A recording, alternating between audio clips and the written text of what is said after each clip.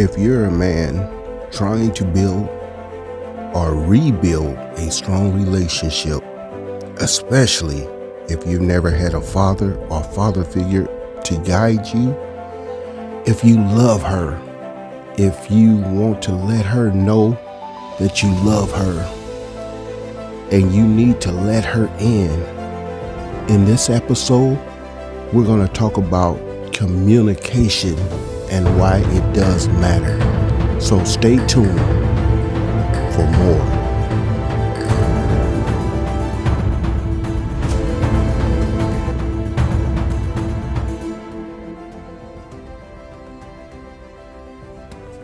Welcome to Deep Powerful Insight, where we dig into life and relationships with real talk.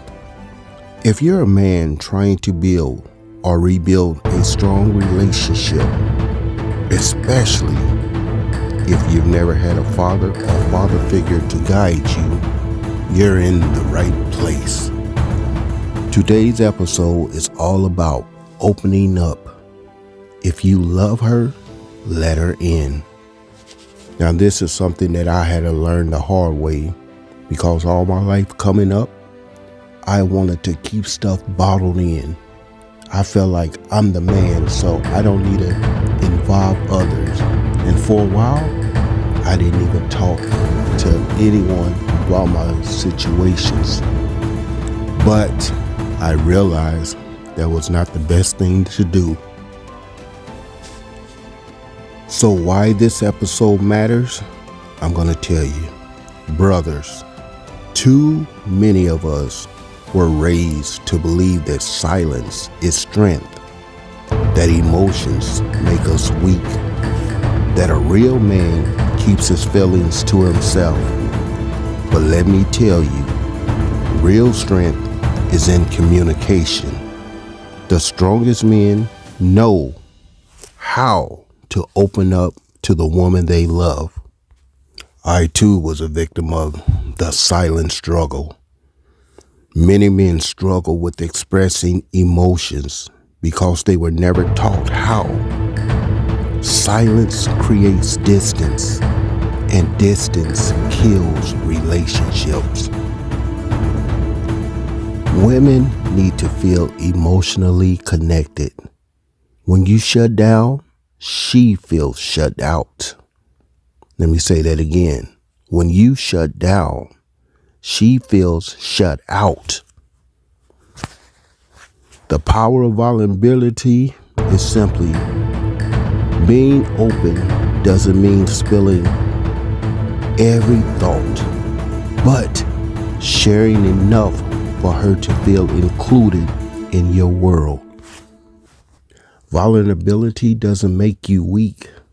It makes your relationship strong. Some examples of famous men who embrace openness: Denzel Washington, Barack Obama, and others. Some of the 4 deep, powerful questions for self-examinations we need to ask are: when was the last time I genuinely opened up to my partner about my fears, dreams, or struggles? Why do I hesitate? Are you scared of judgment? Do you feel she won't understand? So this week, what I want you to do is tell her one thing you've been holding back. What am I afraid will happen if I share my emotions with my wife or girlfriend or fiance? Is that fear based on truth or past experiences? Maybe you've been hurt before. Maybe society told you to man up. Real talk, is she really the enemy, or is fear keeping you from growing? And remember what fear is. Fear is nothing more than false evidence appearing real. That's what fear is. Do I listen to understand or just to respond? How can I improve my listening skills to make my wife, girlfriend, fiance feel heard? Most arguments happen because we listen to respond, not to understand. Here's a practice exercise for you. This week, when she talks, repeat back what she said before giving your response. If my wife could describe me in one sentence, would it include words like open, honest, and emotionally available? If not, why?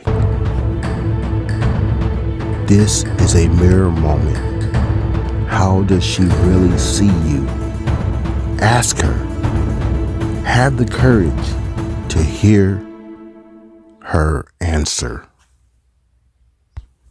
Fellas, your woman doesn't need perfection. As a matter of fact, a lot of people, even Christian believers, saints, or everything else the church people think or consider themselves, a lot of them struggle with one thing: perfection. I hear a lot of people say, ain't nobody perfect but Jesus, and he was the only one. But that's not true, because just like with real life situations, we've been brainwashed. We've been taught the wrong principles. The Bible does not say no one can be perfect. Some people say we'll only be perfect when we get to heaven. Why are you blinded to the scriptures when it constantly throughout the scriptures says, be ye perfect, for I am perfect? And in the Bible, it names a lot of people who the scriptures, who our Heavenly Father describes as perfect. Even with Job, remember, have you considered my servant Job a perfect and upright man? Perfect doesn't mean you're not going to make mistakes, but it means that you are improving and that you are growing in the knowledge and wisdom that you were given. If you're using it correctly, you can be perfect in this world. And that's the reason why I said, fellas, your woman doesn't need perfection.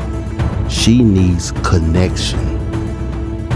When you open up, you build trust, and trust builds love.